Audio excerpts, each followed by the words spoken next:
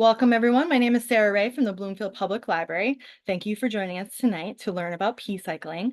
Our partners for tonight is the Bloomfield CEEC, and I'm going to turn the mic over to Paula to give us a couple of announcements. Great.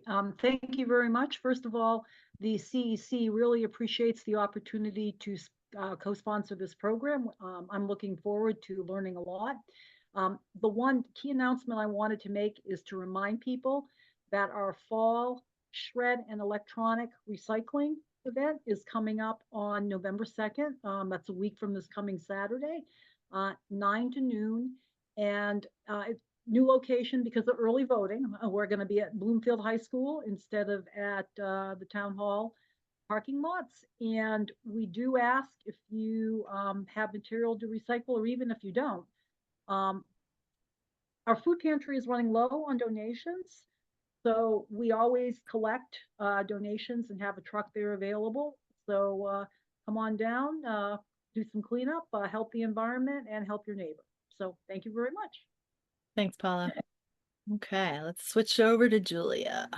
Great. Yes, so I'm Julia Kavicki. I'm the Education Director at Rich Earth Institute. And I just want to say thank you so much for having me here tonight to talk about a different kind of recycling that we call Peecycling at Rich Earth.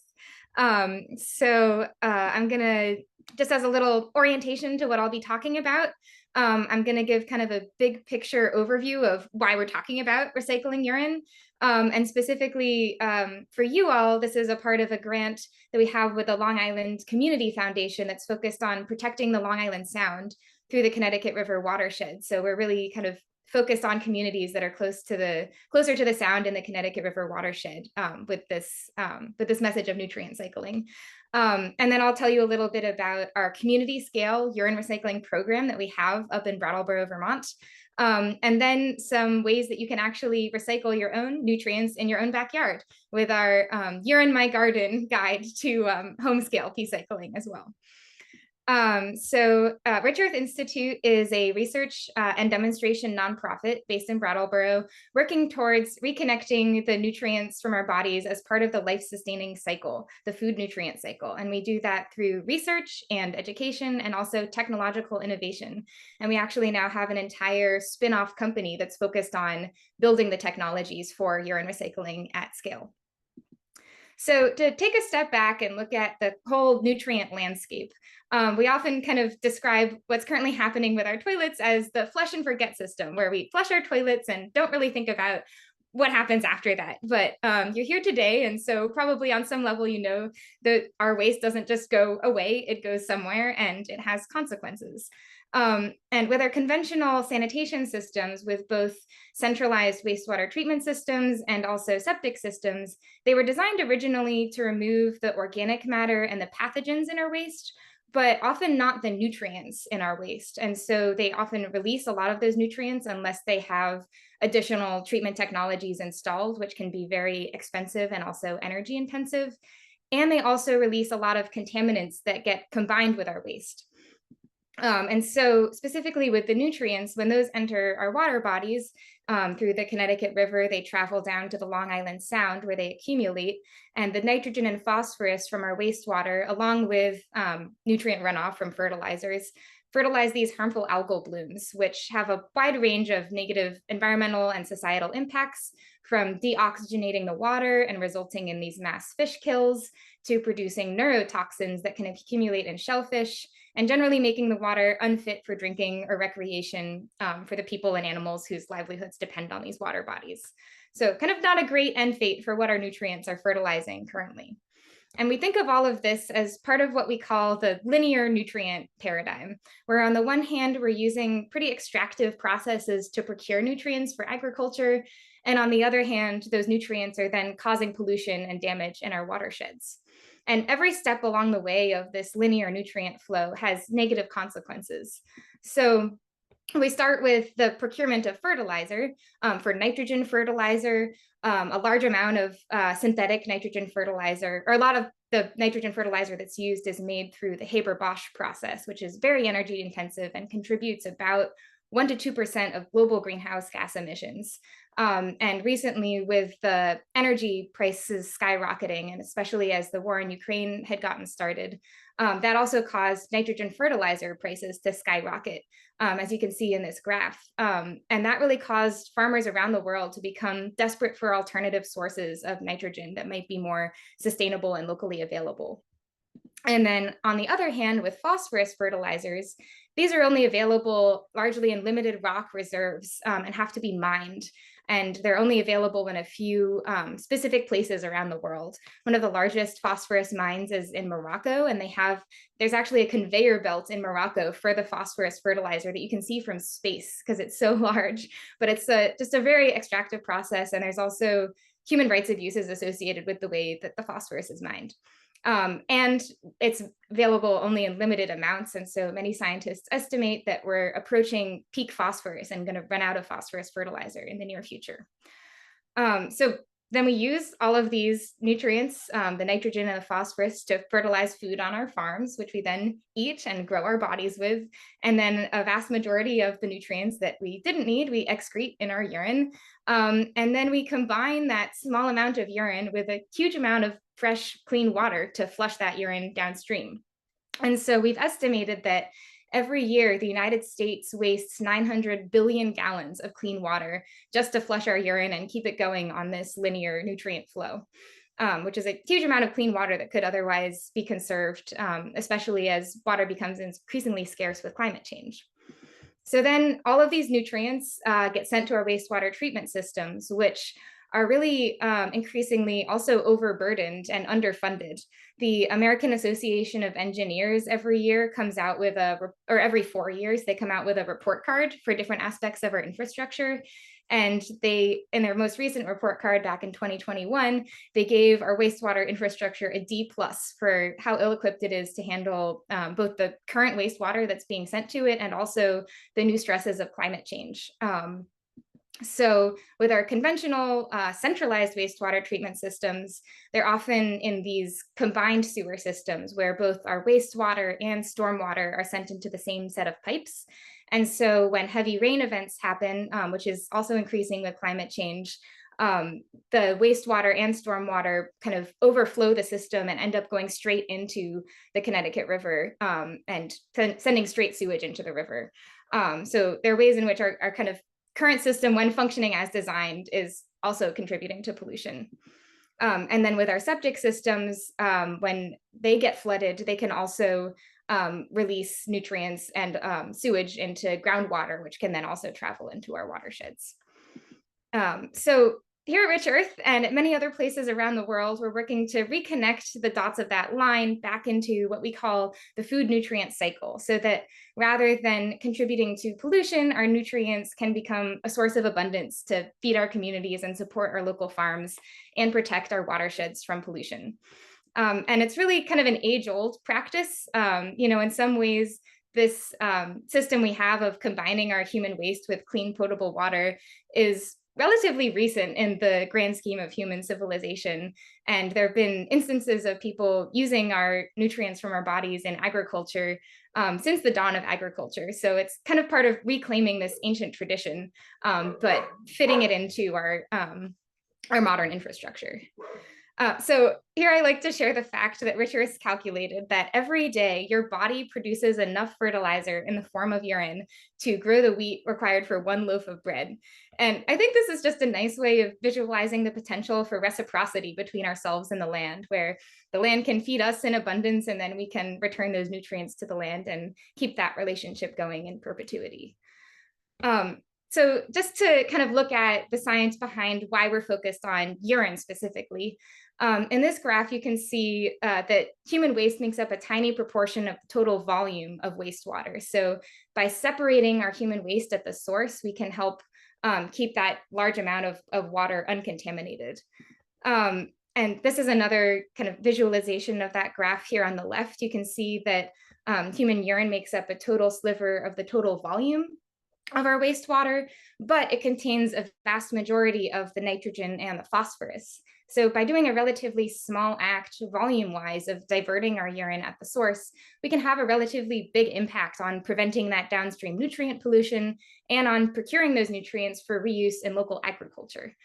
But you will see on the far right that urine does contain about half of what this graph calls micropollutants, which really means the pharmaceuticals in urine. And we know that this is a big question that many people have before we start talking about using urine as a fertilizer is what is happening with all of the drugs and medicines that people might be taking, which we know come out in our urine. So I think Rich Earth has done a 6-year research study on this project, which I'll tell you about. But before I do, I think it's important to note that in our conventional paradigm, much like it's a linear nutrient landscape, it's also a linear pharmaceutical flow where a vast majority of the pharmaceuticals and other contaminants in our waste pass straight through our wastewater treatment systems and end up also accumulating in our aquatic ecosystems, where they have a whole wide range of different effects on the physiology and behavior of the species who live there. And they don't have much of a chance to be broken down in the water. So that's kind of not a great fate for the pharmaceuticals in our urine currently. But when we reclaim urine as a fertilizer, this is potentially a way to protect those aquatic ecosystems from these compounds, but of course raises new questions about where these compounds might be going in the water, the groundwater, the soil, and the crop tissue. So we did a 6-year research study in partnership with the University of Michigan and some other research partners looking at the fate of these compounds. And essentially what the study found is that they're not really uptaken in the crop at any significant human health exposure pathway level. The stat they came up with to communicate that tininess is that you'd have to eat a pound of urine fertilized lettuce every day for 1,000 years to get back the same amount of caffeine that's in 1 cup of coffee. So really, really tiny levels. And that's kind of a worst case scenario paradigm because lettuce is very susceptible to uptaking these compounds, and caffeine is the most prevalent drug found in human urine. But we are doing an ongoing follow-up study that's looking at the long-term soil health impacts of urine fertilization, because we have reason to believe it might be soil microbes that are helping to break down these compounds. And we want to know what the impact of doing that kind of work is on their long-term soil health. So we have a new 5-year study that we're currently in year 2 of in partnership with Cornell University and the University of Michigan looking into that, along with some other questions. Before I get into Rich Earth's community scale program in Vermont, I'd like to spotlight a few projects from around the world because we're really part of a global movement to reclaim urine as a fertilizer. And there've been some really amazing progress that different organizations have made. So one of the biggest programs of farmer urine fertilization programs is in South Central Niger, where the Farmers Union led a farmer-to-farmer education project, talking with folks about specifically focusing on primarily subsistence farmers and primarily female subsistence farmers on reclaiming their urine to be able to grow more food to feed their families. And one of the interesting things about this project is that they really early on prioritized working with village and religious leaders to think about how they can make urine a socially acceptable practice, urine fertilization. And the idea they came up with is to rename urine from when it's the waste to when it's urine, the fertilizer that you're working with, so that you can have kind of a cognitive shift and a new identity for the urine. So they decided to name it Oga, which in the indigenous Igbo language means the boss. So when you're fertilizing with urine, you're working with the boss. And that turned out to be a really great method. And there's now about 3,000 farmers who are using urine as a fertilizer as a result of this project. And then over in Switzerland, really kind of the grandmother institution of urine recycling research has been the Swiss Institute of Aquatic Science and Technology, or AWAG. And they've been looking into urine recycling and source separation systems since the early 90s. And have actually resulted in the development of a new company called Vuna and Vuna Nexus, which are designing building scale urine recycling packages. And they have these in buildings and in entire communities in different places all throughout Europe, including in the European Space Agency. And the Vuna system produces this concentrated fertilizer product that they actually sell in garden stores to gardeners at enough of a profit that it forms the business case for their program.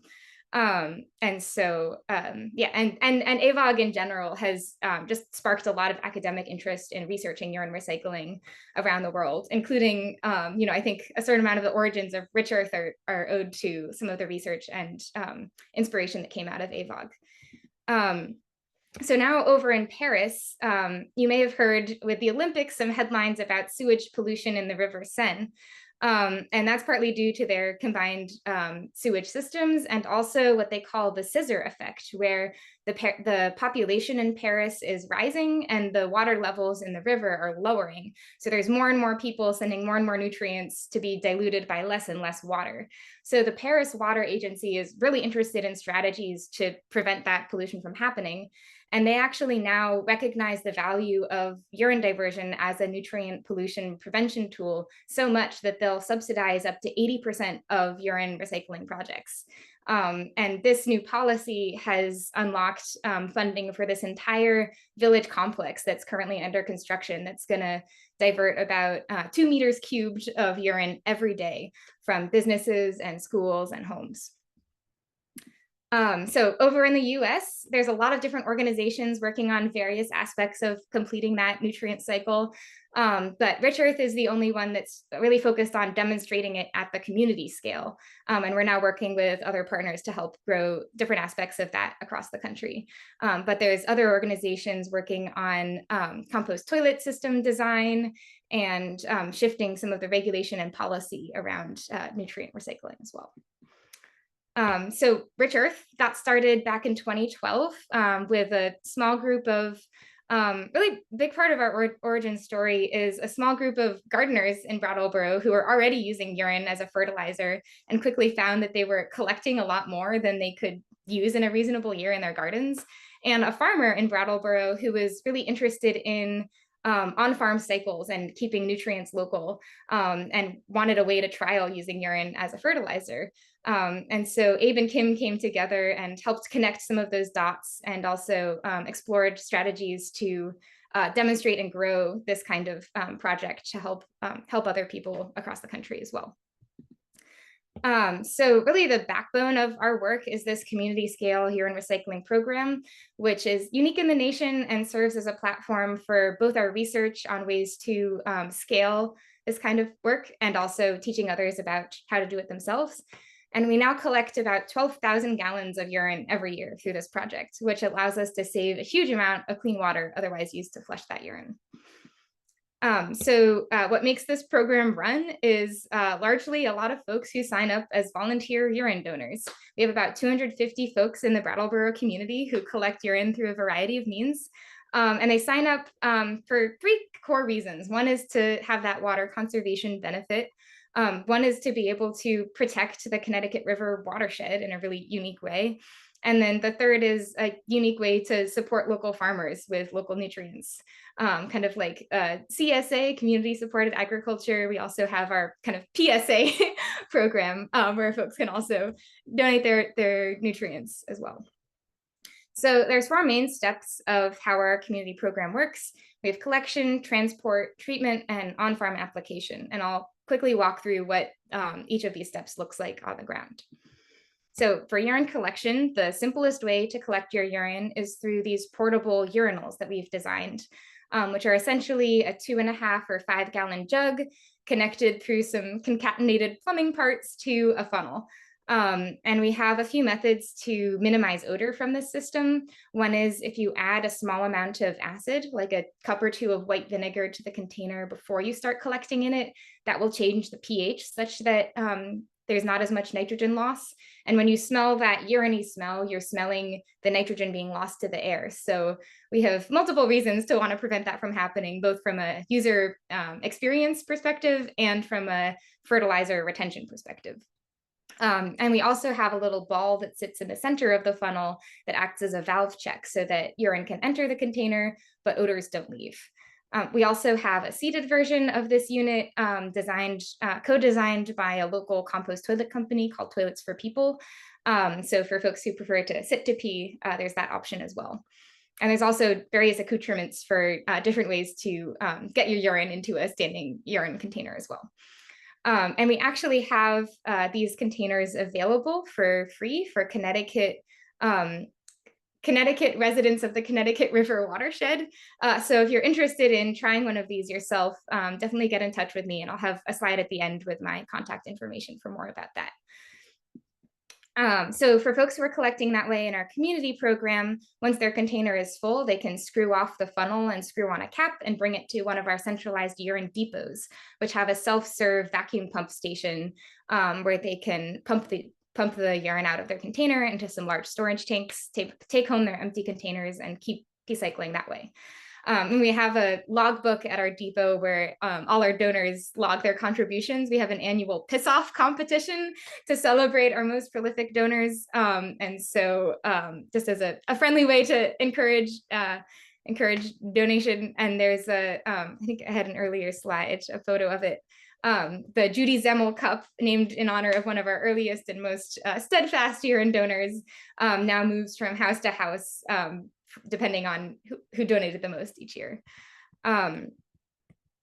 So for folks who don't want to move their urine around, which is kind of an added step, though our second urine depot is at a transfer station, which is nice so that folks who are already bringing their recycling there can just toss their Peecycling in their car as well and do it all in one trip.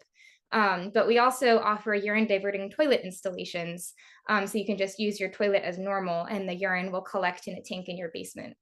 And essentially the way these toilets work is they have a divided bowl. So the front half of the bowl collects the urine in a tank, and the back half of the bowl can either flush to your sewer or septic system or be a composting toilet. And then there are urine only fixtures as well for if you have like a second bathroom or an additional place in your home where you want to have a seated urinal essentially. And then our third way of collecting urine is through our mini portable toilet business that we run. We have about 17 toilets that we rent out to events, from weddings to farmers markets to construction sites. And these have a seated sawdust composting component, and then the urinal collects the urine in a tank. So once the urine is in people's homes or we actually have a urine diverting toilet installation at the Westminster West Public Library and a few other businesses.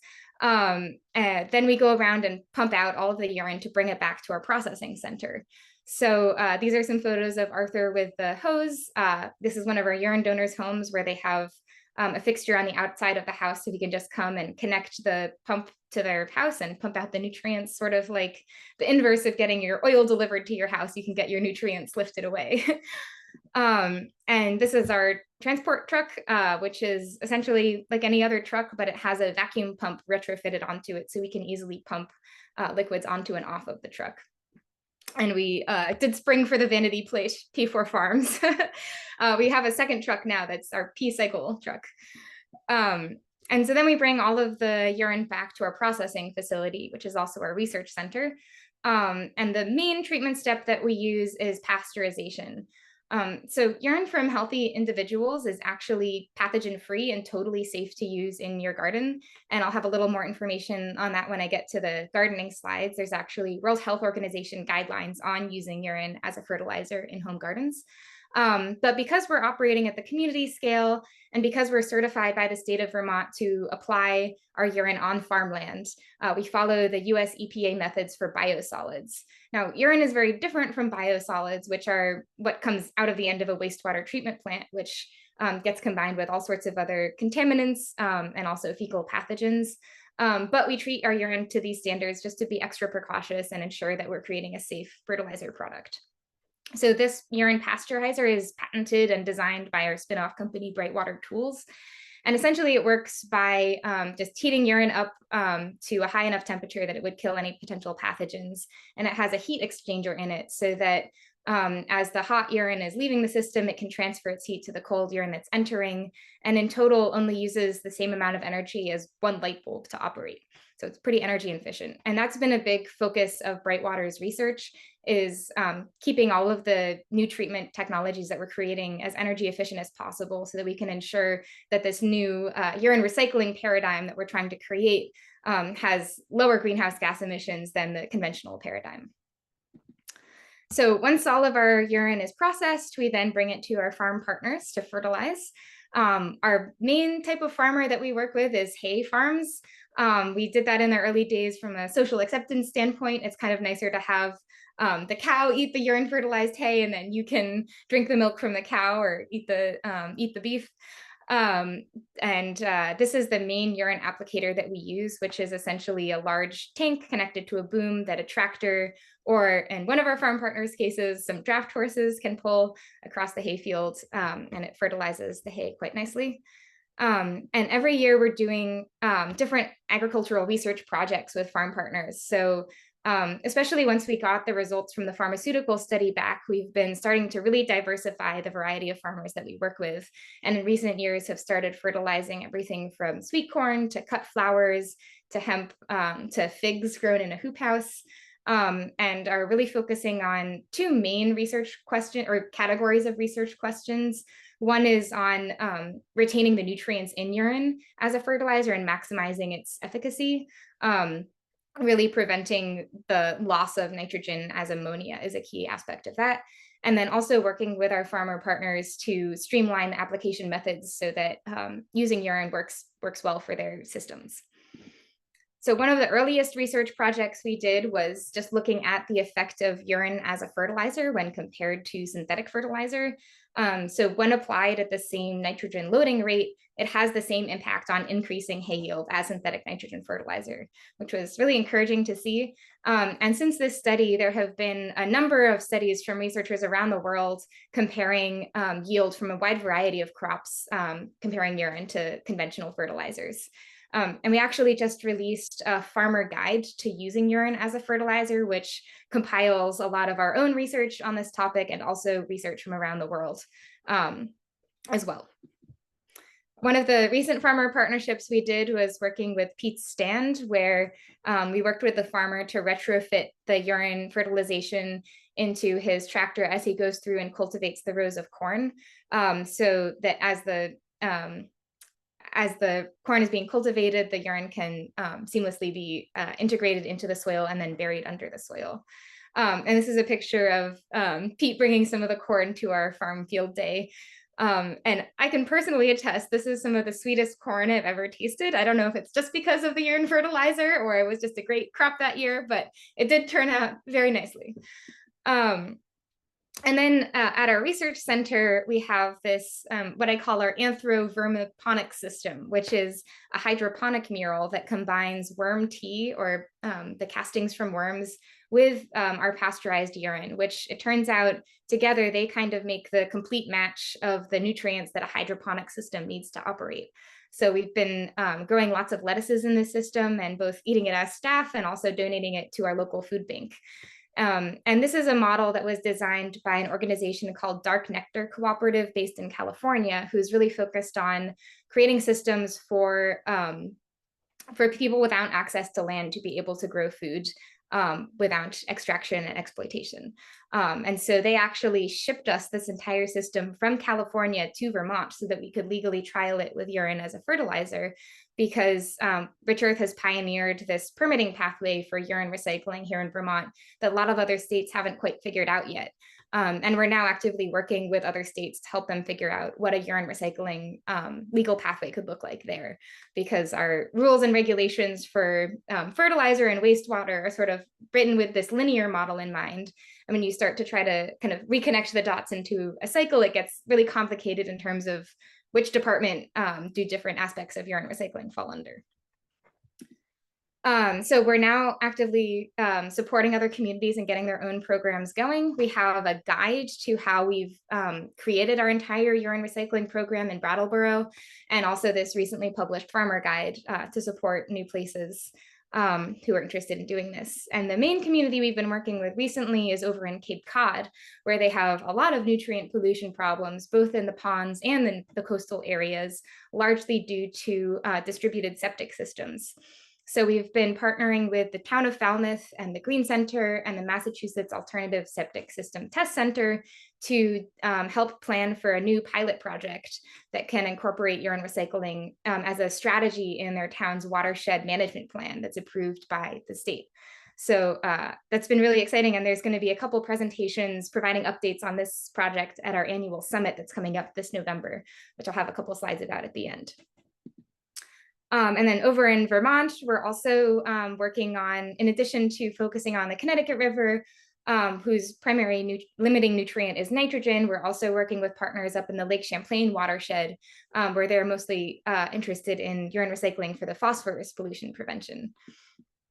And there's also challenges with climate change and increasing flooding impacting our conventional systems. So looking into alternative systems for that reason as well.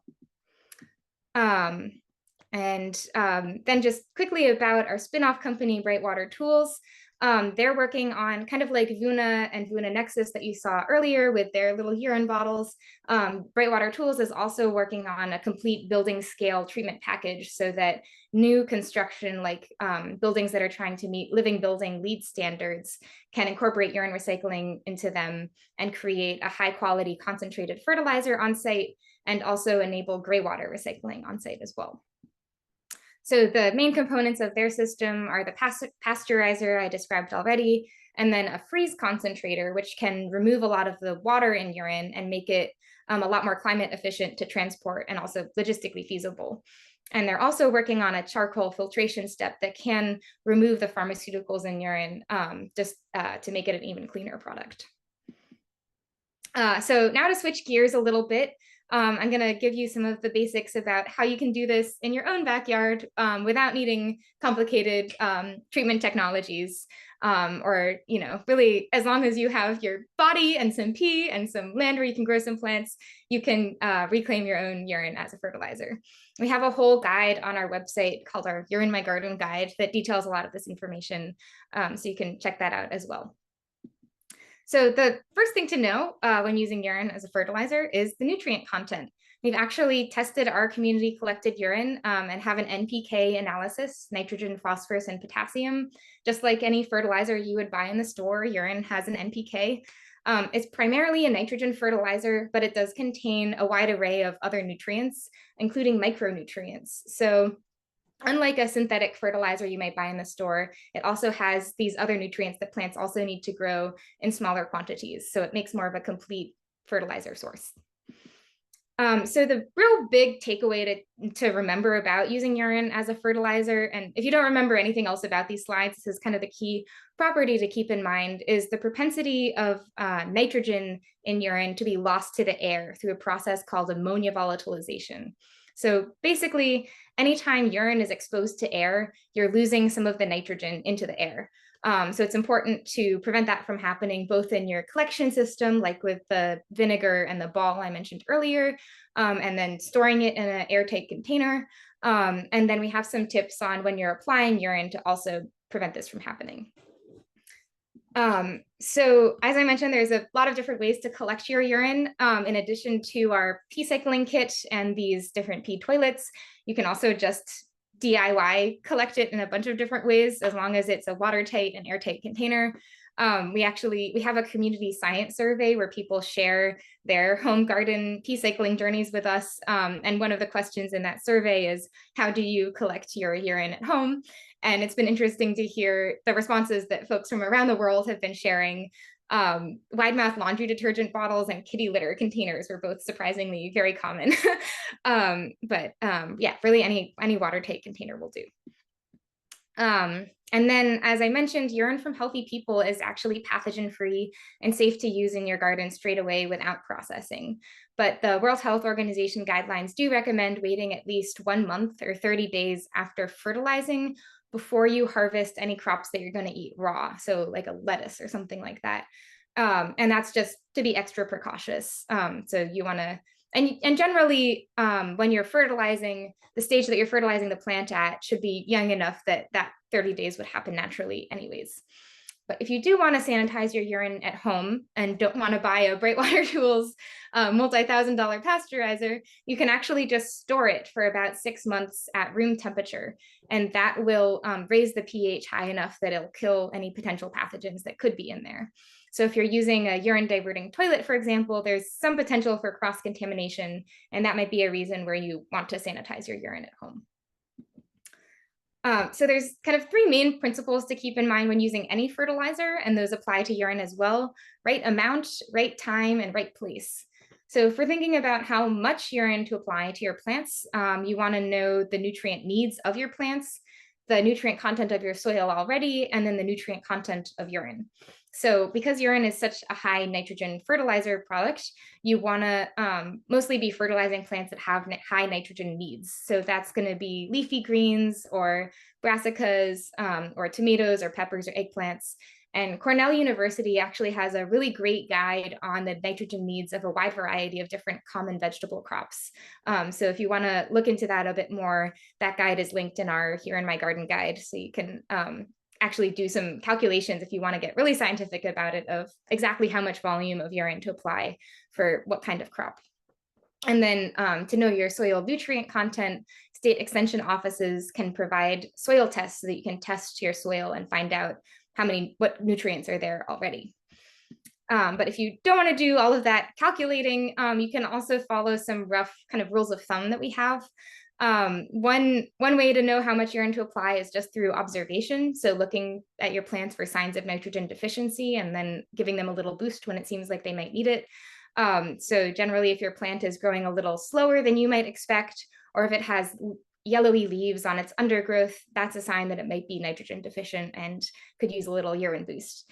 And then we've also calculated that for an average 10-foot by 10-foot garden or 100 square foot garden, you want to apply around 3.5 to 5.5 gallons of urine over the entire course of the growing cycle. So then you want to divide that amount by however many applications you're doing.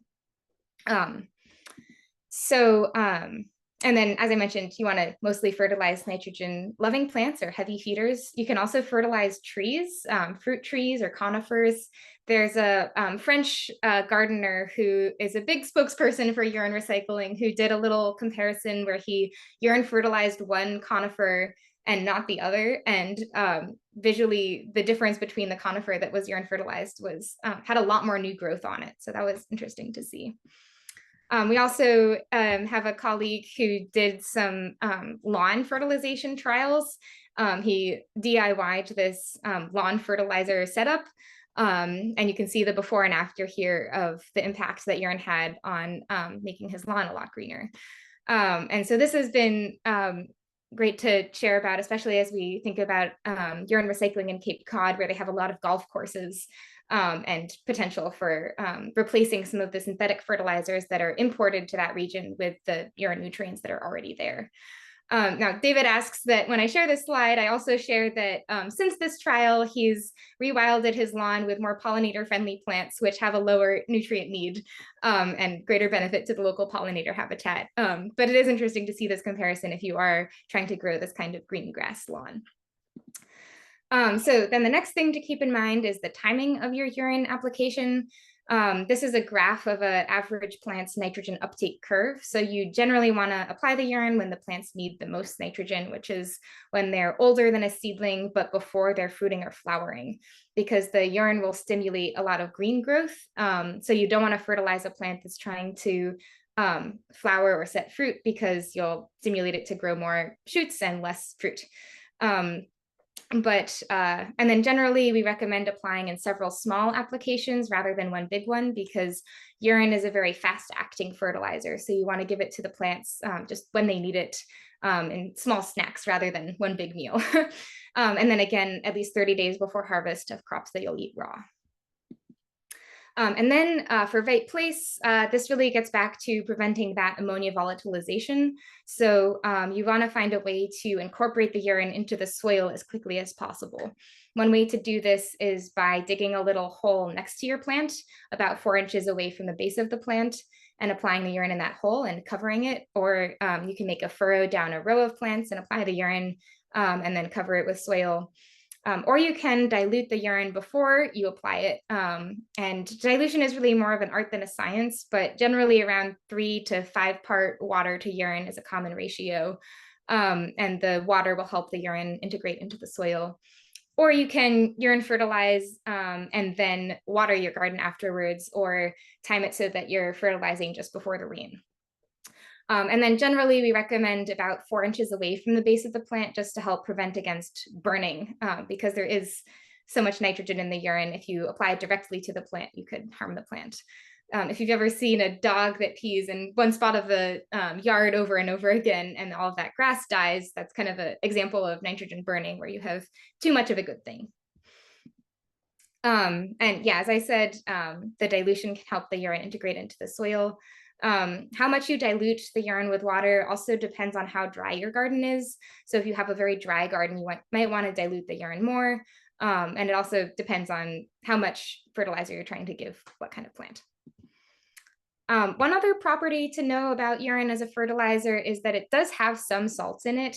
And there is a potential for salt accumulation if you're growing in an area where the rate of precipitation is lower than the rate of transpiration and evaporation.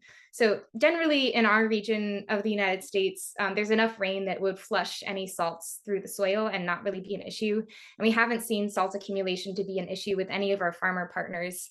But if you are growing in a hoop house, or if you're growing in an arid region, then it's just something to keep an eye on. And if you start to notice signs of salt accumulating, you can just flush the salts out with a nice water of your garden. So a few additional methods for using urine as a fertilizer. One research project we did a couple of years ago was on drip fertigation, where if you have an irrigation line already set up in your garden, you can just combine urine with the water that's going through that system. And it works really nicely because the whole system is enclosed, so it helps prevent that ammonia volatilization process, and it can just steadily drip a small amount of nutrients to your plants as they need them. Folks also very often will add urine to their compost piles.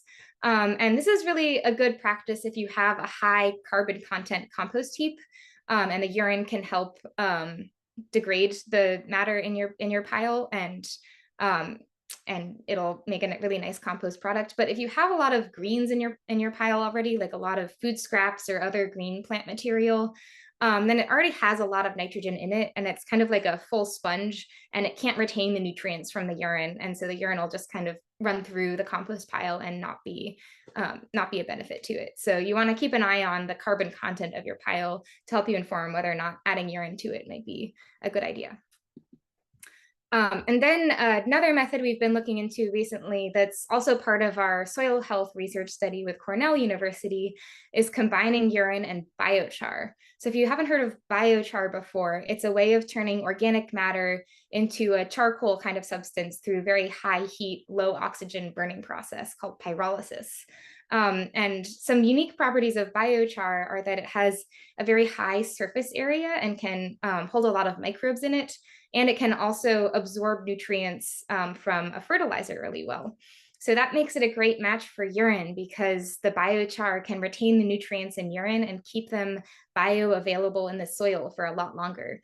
So if you want to try this at home, generally we recommend just filling a bucket with biochar and then soaking the biochar with urine for about a day. And then the biochar will have absorbed a lot of the nutrients in the urine and be a great soil amendment.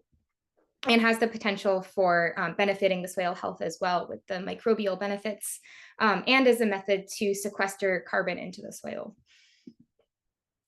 So if you do end up trying urine fertilization at home, we would love to hear about it. We have this community science survey that's our way of learning from gardeners around the world who are practicing this. Because while there is increasing research on urine fertilization at the agricultural scale, there's not as much guidance about, aside from what we've compiled, but about using urine at the garden scale. And so we're really working to help gardeners share with each other what they're learning and experiencing in their own gardens. So in addition to questions about application methods, we also have some questions about your personal journey with Peecycling, including your relationship, how it's changing your relationship with your watershed and your food system, and also how you're communicating about it with other people. And so we would really love to hear your perspectives if you are already urine fertilizing at home or you think you might want to start this spring. And we can share a link to this survey in a follow-up as well. Just to spotlight one of the interesting questions from the survey, which is about how much people communicate with others about their urine fertilization practices. I think it's neat, the broad spectrum that folks fall on, everywhere from folks on the far one end of the spectrum who kind of do it in secrecy. We've heard some quotes from folks who might live in a homeowners association and just go out at the dead of night with their watering can to fertilize their garden. Then to folks who are somewhere in the middle who might not come out and tell you outright, but if you are asking about their fertilization practices, they'll share it with you. And it's been interesting in the past couple of years, there have been some national news media articles about urine recycling and Rich Earth's work from the CBS and the New York Times. And it's been interesting to see in this survey how some of those articles have been helping embolden people to come out in the open with a practice that they had been doing in secrecy, and kind of embolden them to share about it with others, which is really an aspect of, in a lot of our social research that we've done about urine recycling, a common thing that we find is this principle called ascribed attitudes, where people, once you talk to them about the reasoning behind urine recycling, they say that they themselves can understand it and get behind it, but they worry about what their friends or neighbors might think. But when you go and talk to their friends and neighbors as well, they also might be a lot more open to it than you anticipate. So we're really kind of trying to uplift the conversation about this and help people come out in the open with a practice that they might have been doing in secrecy before.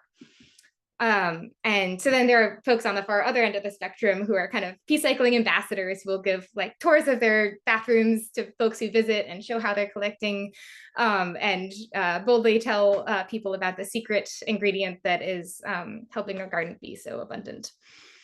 This one participant said, I refer to it as vitamin P. So as I mentioned, we have these kits available for free for Connecticut River watershed residents, especially in the state of Connecticut. We just request that in exchange for the kit, you complete our community science survey when you do trial urine fertilization in the growing season. We also sell them on Etsy for folks outside the watershed, and have a DIY instructional video for a simplified version of this on YouTube if you want to try making a version yourself. But you can contact me at julia@richearthinstitute.org if you'd like to try one of these. And then, as I mentioned, we have this global summit, the Rich Earth Summit, coming up in November 12th through 14th. And this is the global gathering for researchers and practitioners who are working on urine recycling. And this year is going to be our 10th annual gathering. So if you want to learn more about what's happening around the world in Peecycling, this is a great place to come. It's totally virtual if you want to join via Zoom, or in-person registration closes this Friday. So if you want to come join us in Vermont, we would love to see you there as well.